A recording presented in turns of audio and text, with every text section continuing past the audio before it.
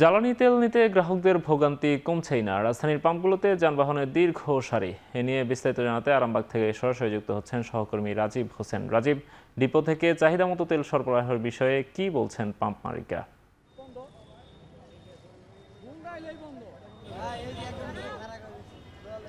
নোমান, বিকেল গড়িয়ে সন্ধ্যা হতে চললেও জ্বালানি তেল নিয়ে গ্রাহকদের যে ভোগান্তি সেটির কিন্তু আসলে কোনো পরিবর্তন হয়নি। আমরা দুপুর থেকেই রাজধানীর বিভিন্ন তেলের যে পাম্পের যে স্টেশন রয়েছে সেই স্টেশনগুলো ঘুরে দেখেছি যে সেখানে যানবাহনের দীর্ঘ সারি রয়েছে। আমরা এখন রয়েছি রাজধানীর আরামবাগের এইচকে ফিলিং স্টেশনে। আমরা এখানে পাম্প কর্তৃপক্ষের সাথে কথা বলে যেটা জানতে পেরেছি, তারা আজকে দুপুর 1টা থেকে আসলে জ্বালানি তেল দেওয়া শুরু করেছে এবং এর আসলে বহু আগে থেকেই যারা গ্রাহক রয়েছেন তারা কিন্তু পাম্পে সিরিয়াল দেওয়া শুরু করেছেন। আমরা যেটা দেখতে পেয়েছি যে পাম্পের এই সিরিয়ালটি আসলে আরামবাগ পর্যন্ত গিয়ে ঠেকেছে। আমরা পাম্প কর্তৃপক্ষের সাথে কথা বলেছি, তারা যেটা বলছে যে প্রতিনিয়ত তাদের যে ডিপো থেকে যে জ্বালানি তেল তাদেরকে দেওয়া হয় সেটির পরিমাণ প্রায় 9,000 লিটার এবং তারা সেটি পাচ্ছেন। কিন্তু তারা যেটা বলছেন যে গ্রাহকদের চাহিদার তুলনায় আসলে সেই সংখ্যাটা আসলে অপ্রতুল।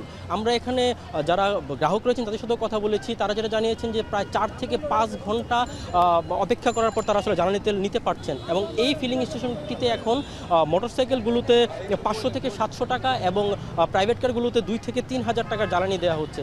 এছাড়া আরেকটি বিষয় নোমান আপনাকে জানিয়ে রাখি যে আজকে থেকে কিন্তু পরীক্ষামূলকভাবে দুটি ফিলিং স্টেশনে ফুয়েল পাস কার্ড সেটি কিন্তু উদ্বোধন হয়েছে।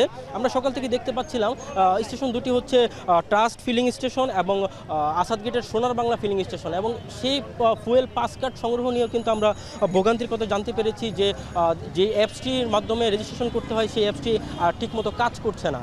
আর এই মুহূর্তে যে আরামবাগের যে ফিলিং স্টেশনটিতে আমি রয়েছি সেখানে কিছু সিরিয়ালের বাইরে কিছু গ্রাহক ঢোকার কারণে কিন্তু বাকবিতণ্ডাও তৈরি হয়েছে। আমরা পাম্প কর্তৃপক্ষের সাথে কথা বলেছিলাম, তারা আমাদের যেমনটা জানিয়েছেন যে জরুরি সেবা সাথে সংশ্লিষ্ট যে গাড়িগুলো রয়েছে তাদেরকে তারা কিছুটা অগ্রাধিকার ভিত্তিতে তেল দেওয়ার চেষ্টা করছেন। এ নিয়ে কিন্তু আসলে বাকবিতণ্ডা হয়েছে এবং এক পর্যায়ে পুলিশ কিন্তু এসে সে পরিস্থিতিটি নিয়ন্ত্রণ করে। তো এই ছিল রাজধানীর আরামবাগ থেকে আমার কাছে সবশেষ। নোমান, জ্বালানি সংকট নিয়ে জানাচ্ছিলেন সহকর্মী রাজীব হোসেন।